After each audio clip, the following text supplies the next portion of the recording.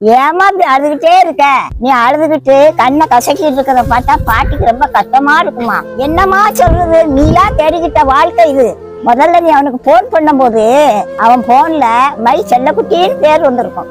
மணிக்கணக்கில் அவன் அவன்கிட்ட பேசியிருப்பான். சொல்லு செல்லக்குட்டி, சொல்லு செல்லக்குட்டின்னு அவன் அவன்கிட்ட பேசுறது நேரம் போதே தெரிய மாட்டேங்குன்னு சொல்லியிருப்பான். இப்போ உனக்கு என்ன பேர் வச்சிருக்கான்னு பாட்டிக்கு தெரியாது. சனியன் சைத்தாம்னு ஏதாவது ஒரு பேர் வச்சிருப்பான். நீ போன் பண்ணா போனை எடுக்க மாட்டான். போன் எடுத்தாலும் என்ன சொல்லு, போனை கீழே வை அப்படின்னு சொல்லுவான். உன் மேல எரிஞ்செறிஞ்சு விழுவான். யாருமா அவரு? அதாமா உன் புருஷன்.